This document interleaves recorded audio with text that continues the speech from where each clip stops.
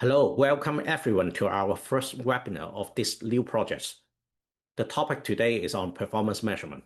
My name is Taylor Hui. I'm a research director at the Social Research and Demonstration Corporations, and today I'm here with my colleagues Julie Rodier and Kim Lehrer for this webinar. Before we start, I would like to begin by acknowledging the indigenous peoples of all the lands we are on today. While we meet today on a virtual platform, I would like to take a moment to acknowledge the importance of the lands which we each call home. Julie, Kim, and I are located in Ottawa area. With gratitude and respect, I would like to acknowledge that we are on the unceded traditional territories of the Anishinaabe people and Algonquin Nation. From coast to coast to coast, we acknowledge the ancestral and unceded territory of all the Inuit, Métis, and First Nations people who call this land home. Our acknowledgement of this truth is a small but important part in honoring and showing respect for the diverse histories and culture of First Nations people in Canada.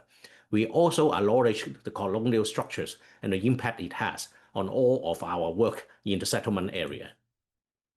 So here's the agenda today. Since this project is new, I am going to spend a couple minutes to introduce prospects.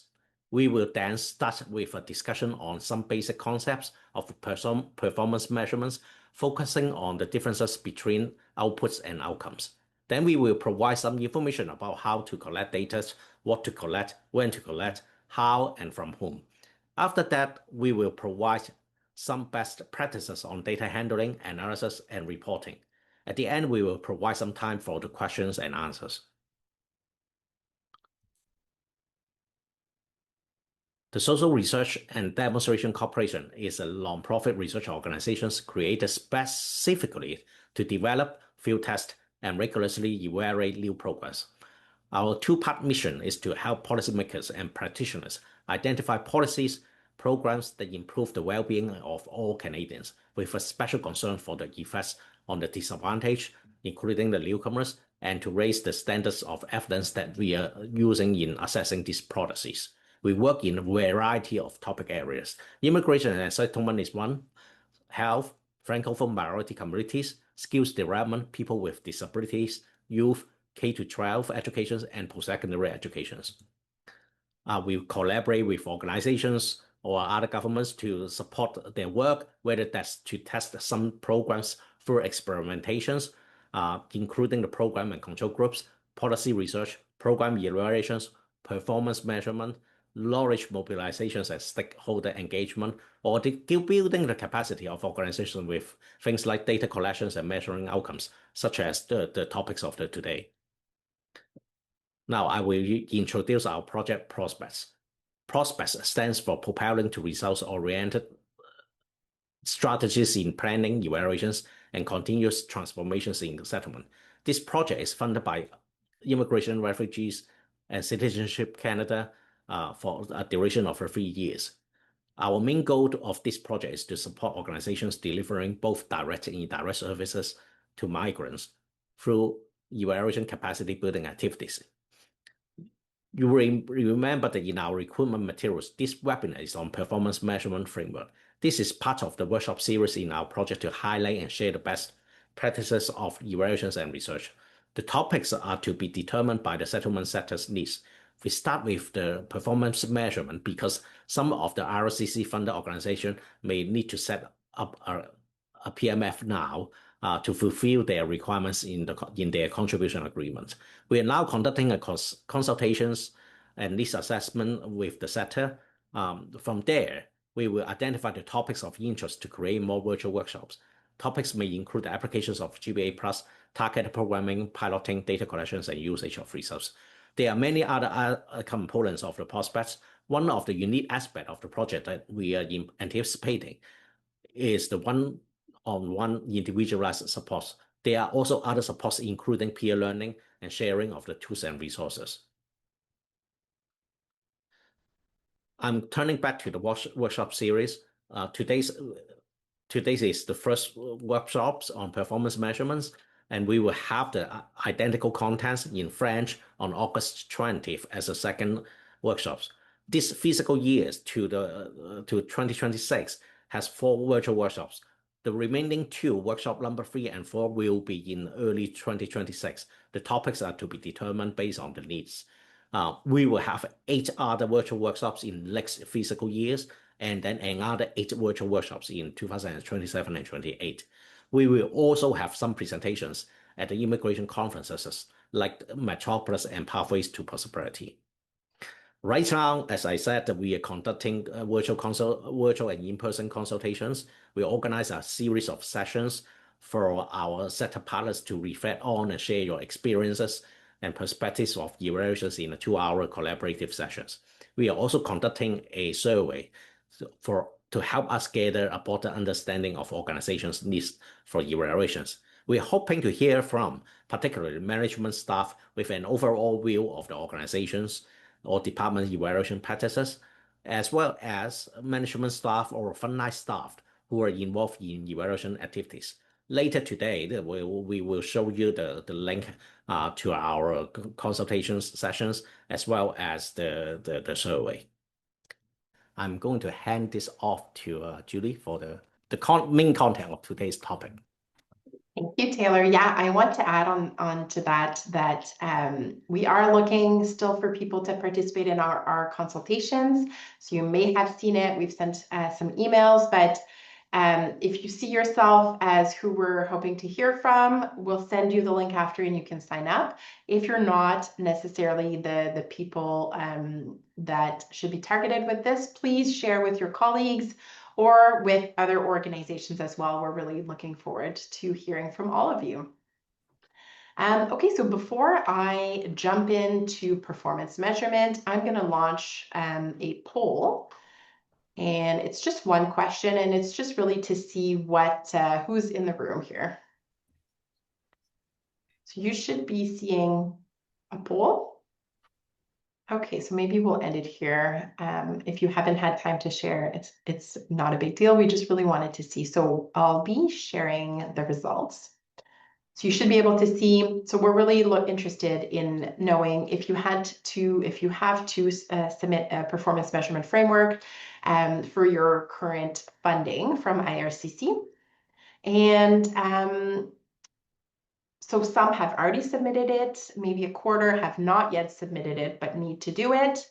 Some are not required to submit one, and some don't know. And it could be that you're not in the position to know whether you have to submit one, but it could also be that you're not required to submit one, so therefore you may not know what a performance measurement framework from IRCC is.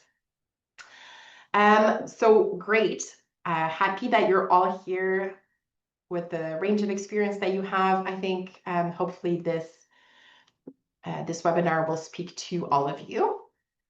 So before we dive into anything more concrete about how to collect data, all these marvelous things, what is performance measurement? So we know instinctively what performance measurement is, measuring performance of our programs, of our initiatives. But here we're saying that it's the systematic neutral data collection and analysis to monitor whether and how a program or policy is working. And you may be familiar with performance measurement or evaluation. And these topics are distinct, as I'll go into after, but they're part of the same continuum, and they can help support each other in understanding how well our programs or initiatives are going. So maybe I'll start with the performance measurement piece, because that's what we're really here to talk about today. So it's something that you're doing ongoing. Many of us have to submit to IRCC as part, like lots of data as part of the narrative reporting or any other reporting that we have to do. And some of that data is collected on an ongoing basis. Oftentimes it's done by program managers who work in consultation with either the person who's responsible for data collection of the organization or just the program managers with their supervisors. Oftentimes it uses performance indicators and progress compared to targets to assess performance. We wanted to place 75% of our clients into jobs, for example. So that might be a performance indicator versus a target. We're only at 50% right now. It's often useful to identify problems. You can see what's not working, so you can seek to address it. But by analogy, performance measurement is the car's dashboard. So it's informing you about the speed, the engine temperature, and fuel level. So it's really giving you that overview of how your program or your project or your initiative is going. But it doesn't necessarily tell you why. Evaluation, on the other hand, is usually typically done at certain intervals, so periodically.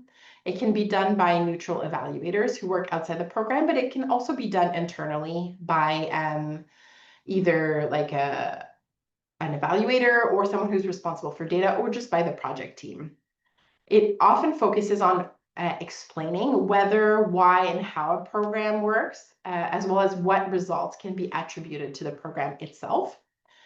It's often useful to identify and compare solutions to problems identified with the performance measurement. And so if we use that car analogy again, it's like looking under the hood of the car to explain or improve its performance. So with one, you're kind of seeing how well things are going, but with the other one, you're digging deep into what's happening.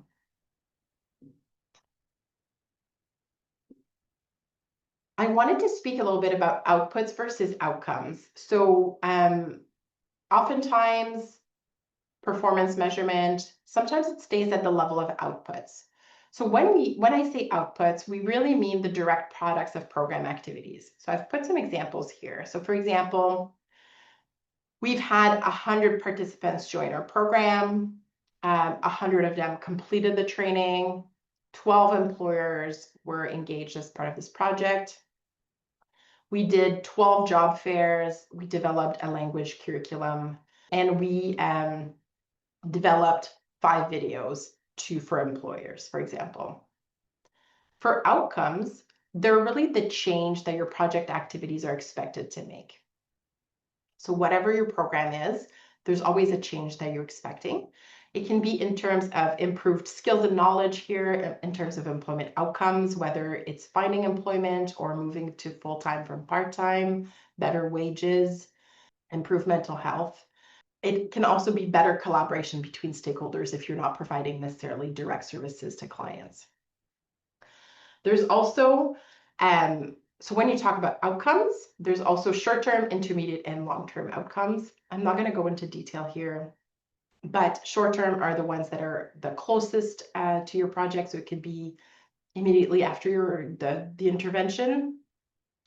Intermediate could be further along, so 6 months, 12 months, beyond the activities of your program, and long-term might be further than your project is going. So you may not be able to look at them, but it might be something like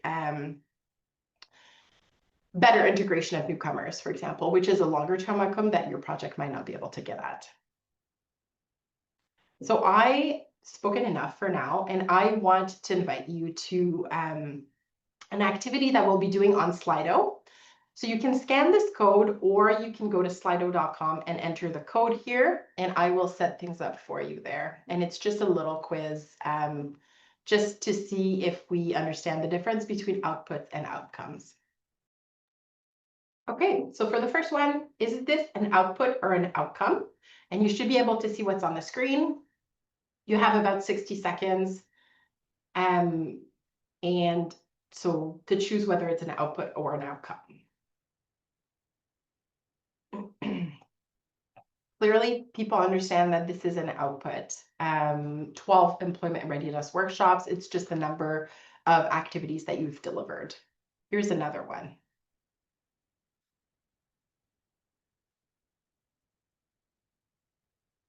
Is this an output or an outcome? And once again, you have 60 seconds. Okay. So most people saw this as an outcome, indeed, because there is that change, increase their knowledge.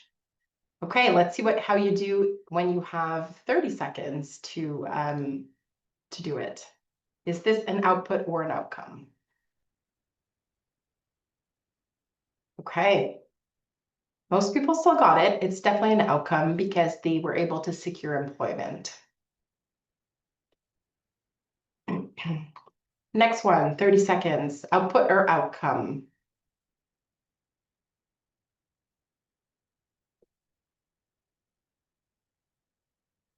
Okay, most people saw this as an output because 115 newcomers attended an orientation session. Last one, output or outcome. Looks like everyone is on the same page actually on this one. It is indeed an outcome. So now it's easy when we give you the whether it's something is an output or an outcome, but now we're asking for you to share what an output of your work is. So here we're just looking for outputs. In the next slide, we'll look for outcomes.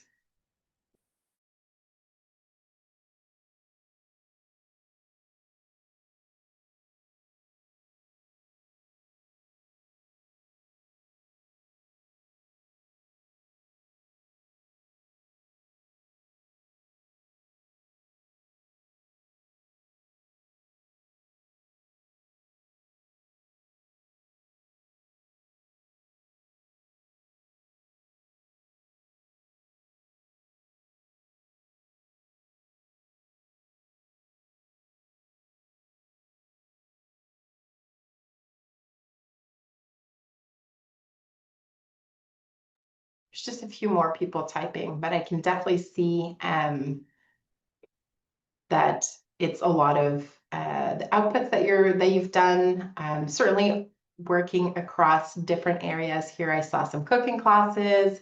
I saw job fairs and the number of NARs completed. All these things are definitely outputs. So it's something concrete that it's a direct output of the program, a direct activity. Okay. Now, please share an outcome that is relevant to your work.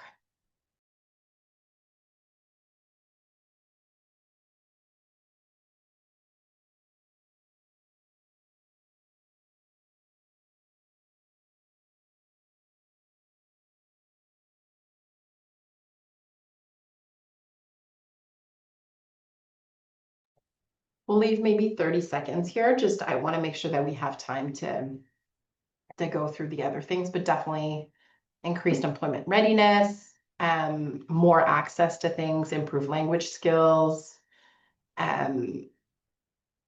employment, increased knowledge, being job ready, increased capacity for SPOs, certainly for those who are more into indirect services. Increases in CLBs, yeah, definitely. I think at this point, you've understood the difference between output and outcome. Outcome is really the change that we're seeing, that we're looking to see for clients, for stakeholders, for partners, employment, for communities. So maybe we'll leave it here. And so while we won't go into details here, there's different types of evaluation, and as I mentioned before, performance and evaluation really go hand in hand, and they're on the same continuum, and they can help support each other. So Kim will be talking about data collection methods and reporting. So keep in mind that all these are applicable to both performance measurement and evaluation. You can see a few different types. Now is a really good time. Most of you are undertaking, are just starting your project. So now is a really good time to think about both performance measurement and evaluation for your projects programs. And I'll pass it on to Kim. Thanks, Julie. So I'll speak now a little bit about collecting data, and specifically collecting data to measure outputs and outcomes, but you might also want to measure some socio-demographic characteristics of clients who may be newcomers, or perhaps you're serving employers, so employers are your clients, and you might want those socio-demographic characteristics like how long has the individual been in Canada, language proficiency, for example, gender, country of origin, age, many other different measures, and they might be linked to your outcomes and I'll discuss some examples shortly. But first, we really need to understand what we mean by data. You have all probably used the term data. I just want to define it here and talk a little bit about how we use data. So data in of itself is raw information. It might be numbers, it might be text, it could be a recording, images, observations, and data itself has meaning, but that meaning is difficult to identify without further analysis. And often case that analysis is using a statistical method. And these methods help us derive meaning and identify relationships. And often for performance measurement, what you're interested in, did my program influence the outcomes of my participants? And so that's that relationship that we're trying to look at.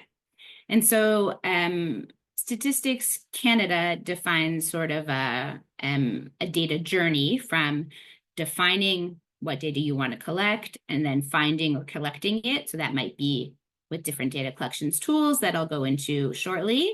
And then once you have that data, exploring it, cleaning it, describing it, and then after that's done and you've cleaned the data, I'll also talk about that briefly, analyzing that data and then reporting on it. So it might be reporting back to IRCC in terms of your performance measurement framework, but there are many other reasons where you might want to report back.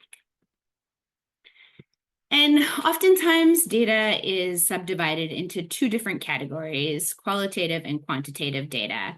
And sometimes they seem very different. And I'm going to try and argue that oftentimes they are much more similar than you might think. And the data collection methods can also overlap.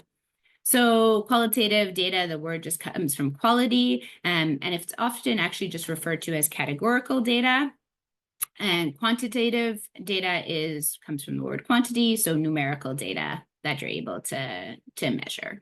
And so if we look at qualitative data, we can often subdivide it into nominal data, which doesn't have a ranking or an order. So it might be the language spoken by an individual or their gender. There's no ranking, it's just information or data that you're sharing. But there's also ordinal qualitative data that has an order or a ranking. And so that could be, if you're working with employers, small, medium-sized, and large employers. That's a variable or data that takes on 3 values and they have a ranking from smallest to largest. It could be program satisfaction. So how satisfied is somebody with your program or your services? And that's an ordinal categorical variable. And the way that we present this data often in reporting, and I'll go into that a bit later, but you might imagine bar graphs or pie charts or frequencies to depict some of this information, or percentages, proportions. In terms of quantitative data, we often subdivide that into 2 different categories as well, discrete and continuous. So as they suggest, discrete quantitative or numeric data can be counted. So the number of people in a household. Continuous data can take on an infinite number of values. So age is an example where if you didn't round it, it would be continuous, but most of us don't know the exact second when we were born or the exact second it is right now. And so we usually round it to the nearest year when we're, above a certain age, and for younger children, maybe to the nearest month. So these are all different types of data that we might use to measure outputs or outcomes, but also to measure just characteristics of our clients to better understand who they are. Okay, so what data might we collect for performance measurement? So in green here is actually from a performance measurement framework for IRCC, where you might be asked your specific outcomes to list them. So what are your outcomes of interest for a particular service or program that you're offering? And as Julie mentioned, outcomes can be short-term, medium-term, or long-term. Sometimes IRCC uses immediate and intermediate outcomes. Again, like Julie mentioned, there's no specific time frame associated definitively with one of these periods. Immediate is often immediately after the end of a program or services, but it could also be 1 month after program or services end. And then intermediate might be, 3 months later or 6 months later, or even a year later, depending on what your program is trying to accomplish and how long that might take. And then for each outcome, you want an indicator, at least one indicator. How are you going to measure this outcome? And sometimes one might think that the outcome is enough, but actually what you really need to define is an indicator. So for example, if my program is a language program and I'm trying to improve English language proficiency, so my immediate intermediate term outcome, for example, is increased English proficiency, I might have several different indicators for that. I could have an increase in CLB level. I could have some data on the confidence participants have in using English in different circumstances. So can you speak to a cashier in English? Are you comfortable speaking to your neighbor in English? Can you speak to a doctor in English? And so it might be self-reported confidence. It could also be the use of English. How many times did you use English in the last week, 2, and then maybe a list of certain tasks. So you might have several different indicators for the same outcome, or you might just have one, depending on what your outcome is. And your outcome of interest could be specific. It could be general for all of your clients, or it could be specific for a subgroup of clients. And so I saw earlier in our Slido, somebody had written, I think 75% of clients who completed the training found employment. And in that case, if that outcome is linked to having completed training, you'll need to know whether or not that person completed training in addition to your outcome of finding employment. You might also have different outcomes based on different demographic characteristics of your participants. Oftentimes when you're offering labor market services, if someone is initially quite distant from the labor market, the outcome that you expect from your program might differ from someone who joined the program and it is already job ready. And so you might say, for participants who have arrived in Canada within the last 3 months, I expect them to increase their job readiness. But for someone who's been in Canada for more than a year, I'm hoping this program helps them find a job. So you have different outcomes, increased job readiness or finding employment, depending on length of time in Canada. And then you'll need to measure length of time in Canada as well as those outcomes to be able to identify if you've met those targets. And then from whom are we collecting data? I've given examples of mainly clients or participants, but again, if you're offering indirect services, your data might come from partners. It could be employers, it could be other service providers, it could be broader community. So it really depends on the services that you're delivering. Yeah, I think that's it for this slide. So how are we going to collect this data? And again, everything I'm going through, I know it's quite a lot, it might be overwhelming. I'm just going into sort of the highest level. Part of Prospects will be to dig deeper into all of these things. So don't worry if this is overwhelming, if this is, at the basic for you. We also have more advanced things. So anyway, but I'll keep going right now. So there are many different data collection methods. I've listed here the ones that are the most common specifically for performance measurement. When you're doing fuller evaluation, like Julie mentioned, there might be some other data collection techniques that aren't on this slide. Oftentimes we'll start with administrative data that you're probably already collecting. Oftentimes it's collected as part of registration to confirm eligibility for a program. So for example, what's a client's PR status to see if they're eligible for IRCC funded services. It might include, gender, age, and other characteristics. And then also service delivery information. So you might keep track of attendance at workshops or one-on-one support. It could be the number of hours of one-on-one support someone's received, could be the date they joined a program. And so all of this information is generally collected as part of registration, which would be the frequency would be a one-off. Maybe it's updated if someone's PR status changes, for example, or you might have collected household size, and then if the household size changes, you might update that. And then on a more continuous basis, if it was service delivery, where you are updating attendance at different events, job fairs, for example, or attendance in language classes. And oftentimes this data collects outputs rather than outcomes. So participation in programming.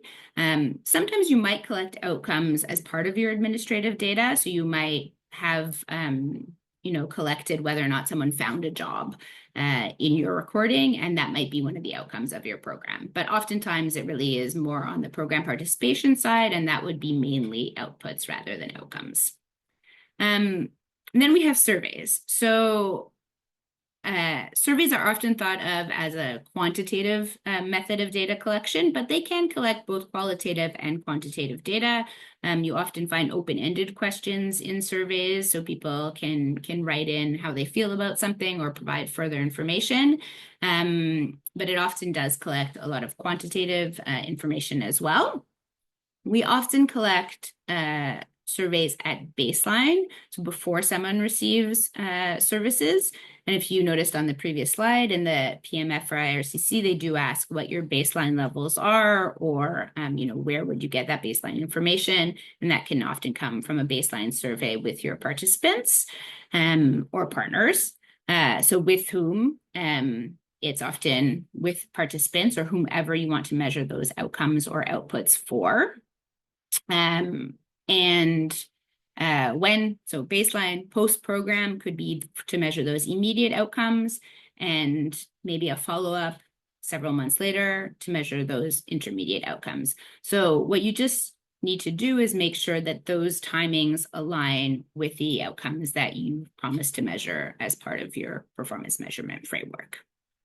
Interviews and focus groups often allow you to collect much more in-depth information about a particular topic.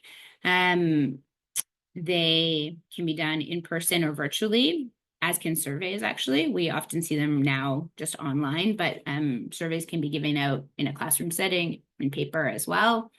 When you're comparing interviews and focus groups, interviews are often done when a topic might be sensitive or really confidential, and you don't think that people would want to disclose that in a larger group. And so you would choose to do an interview over a focus group, or you could do a survey depending on the specific topic. A focus group might allow you to have people discuss something more in depth and with different ideas coming up. It's often used as part of sort of designing in evaluation, maybe less so for performance measurement, but can be used as well. What's important to note about interviews and focus groups compared to surveys is that they do take more time. So in terms of resources, they might be costly, and you might have a smaller number of participants joining them. So if you're trying to have a representative group of people responding for your collection of performance measurement information, then that might be more challenging. And I'll talk about that very briefly. Should also ensure that staff is trained on this method of data collection. I think sometimes people think, oh, I can interview somebody, but really, I think people should be trained to do this in a non-leading way. And the same for survey design. There are ways to frame questions so that they may be leading, which is not what you're looking for in performance measurement. And if you're asking about program satisfaction, for example, you definitely don't want program staff conducting the interviews or focus groups. You want truthful reporting. So it could be still done internally within your organization, but maybe not someone who actually delivered the program, because people are less likely to say it was really bad to their face. And the frequency for interviews and focus groups is usually once for performance measurement. For surveys as well, you might have 1 or 2 follow-up surveys. It will really depend on the circumstances. And next slide, please. Okay, I'll try and go quickly. I see we're going quickly through the time. So how to choose the appropriate data collection method. And I've sort of spoken about this already briefly, but you really want representativity of those for whom you collect data. So if there are a few participants or stakeholders who are in your program or services or indirect services, you might be able to interview or conduct focus groups with most or all of them. And then you will have a representative sample with a high response rate. But if you have a large number of participants, that might not be possible. And given that with IRCC, you're asked to report on targets. So for example, maybe your target is that 60% of participants found employment in their field of interest, then you really want data from a representative sample of your participants. And so what that means is that the participants who you collect data from represent those who joined the program or who had access to services. And in order to do that, you need to have, first of all, enough participants and that they're not a select group of participants. So there might be a desire to, only interview or conduct surveys with the participants who have the best outcomes or those who successfully completed a program. And while I understand that desire, what you really want to do to understand if the program is working and if it's working for everyone and for whom is to look at a representative sample. And you, as we talked about, you can change those outcomes to be dependent on certain characteristics. So you can have a different outcome for those who successfully completed the program versus those who didn't, but you do want to collect data from everybody. It'll depend on the resources available. So that means staff who are trained to program a survey, to do interviews, and the time that you have available. The outcomes of interest, again, some are more easily measurable in a survey. Others might involve an interview or focus group. There are advantages and disadvantages of each data collection method. I could go on for a very long time. I won't today. And the other important consideration is confidentiality. So explaining in advance who will see the data and how it will be used to everyone from whom you're collecting data. Will data be confidential? So if you complete a survey, will you know that it was my survey? Will you link it back to my administrative data, or will it stand alone? It's really important that the participants know when completing it. And if you want truthful reporting, it might be best placed to either hire an external organization to do that data collection or make it confidential and not link it back to administrative data. Some best practices. Transparency. So again, tell people before they join services or a program that you're going to collect data for reporting and performance measurement activities or evaluation if you're doing that. Remind them throughout that there will be a survey coming or they'll be invited to participate in a focus group. You have to tell them what data will be collected, how, when, how it will be used, who will see the results, and how it will be kept secure to ensure their confidentiality. In terms of designing a survey, if you are implementing one, keep surveys short, only collect data that you're going to use, be respectful of people's who are completing a survey, use simple language. Even if English is your first language and you are very educated, it is easier to complete a survey if the language is kept simple. So we strongly encourage that. And again, do not ask leading questions. So instead of saying, how great was this program for you? Ask, what do you think this program benefited you? So to make it not leading. Ideally, and we know this is difficult, we encourage organizations to reimburse participants for their time. They do take their time to either participate in an interview or complete a survey. Their time is valuable. We know that IRCC does not allow organizations to pay participants when they are participants, and it's very difficult to get funding for that. So you might need external funding or core funding, but it's a best practice if it's possible. And then share the findings. So share findings back with participants so that they know that their data was being used, how successful was a program to potential participants so they can decide based on actual data and information whether or not they think it will benefit them, and share it more broadly if you can with the settlement sector so that others can learn about best practices. Okay, I'm going to talk about outcomes in maximum 5 minutes because I do want to leave time for questions and answers. But in terms of outcomes reporting, the first thing you need to do is analyze your data, whether or not that's analyzing qualitative data or quantitative data. And that will depend, how you analyze that data will depend on your outcomes, your indicators, your data collection methods. There's many different data analysis software options available. All have advantages and disadvantages. Some are much more costly than others.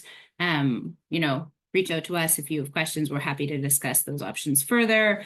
But you will have to start with cleaning the data that you get, whether or not that's from interviews and focus groups or from a survey or even your administrative data.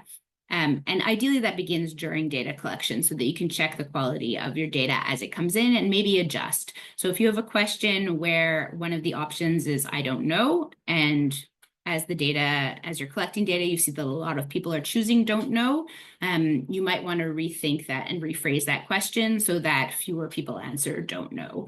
So that's just one example.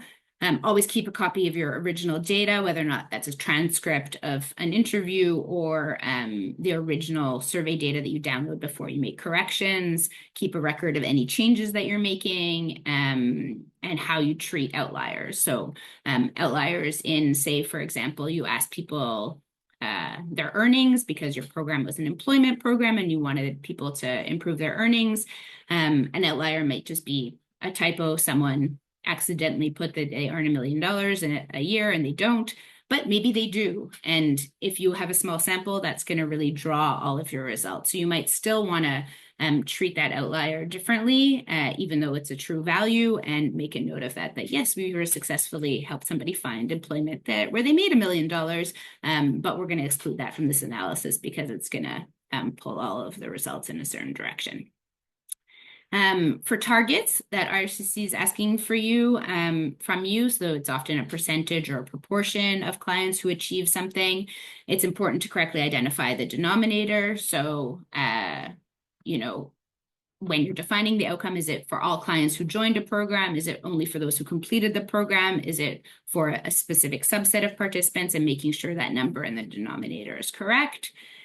And then lastly, check sample sizes. So if you have too few responses for a certain category, you might need to regroup if necessary for the reliability of your results, but also for confidentiality reasons. So if there's any way that you could identify or somebody else could identify participants from the findings. Okay, and then in reporting, some data analysis best practices, and we've already been through some on the previous slide, but verify the characteristics of your respondents and interview or focus group participants compared to your administrative data to make sure of that representativity that we spoke about. Keep a record of your analysis, so you can, if you need to make modifications, you have a record of what you've already done. You don't have to start from scratch. And also a record of decisions that you made. And hopefully those decisions were made initially. Like, I know exactly how I'm going to measure this indicator. And then once I have the data, I can calculate it. And then ideally finalize that measurement of the indicator prior to data collection or with a decision rule. So how are you going to measure program satisfaction? If your question is, how satisfied were you with this program? And it's a scale from extremely satisfied to very unsatisfied, what are you going to do with that scale? Is it going to be the percentage who say very satisfied or somewhat satisfied? Is that the percentage that I'm targeting for my IRCC reporting? And if so, keep it at that. If for some reason that doesn't work afterwards, then just keep a record of why you maybe modified that, that outcome measurement or indicator measurement. Okay, and lastly, in my in my last 1 minute. Beyond reporting to IRCC, you might want to share these performance measurement results and especially evaluation results, but even performance measurement results with clients and participants. You might share it within your organization for program improvement or modifications to service delivery, and other stakeholders. That could be, board of directors, could be wider within the settlement sector at conferences or workshops. And we've just put some examples here of ways of sharing these findings: reports or short briefing notes, presentations, dashboards. So for example, using Power BI on your website, where you can have some of these results, videos that could include participants sharing their experience within a program as well, or staff talking about the success of your services and programming. And just remember to inform clients of all the ways their data and the results might be shared when they agree to provide this information. Okay. Apologies for going so quickly to try and get through all of this. But there's lots of ways to learn more and ask questions and continue your involvement with prospects. So if you want to share your thoughts afterwards, we have a LinkedIn group, which the link and the QR code are here. We'll also be sharing when we share the slides and recordings with you. As mentioned earlier by both Taylor and Julie, we're looking for participants in our consultations. There is a French consultation if you speak French, and tomorrow there's also further consultations in August and continuing into the fall. And so the link for our Eventbrite and a QR code is on the slide as well.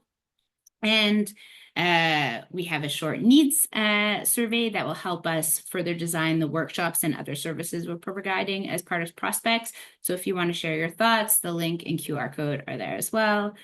And finally, our email, immigration@srdc.org. If there's any additional questions or support you're looking for, please do reach out.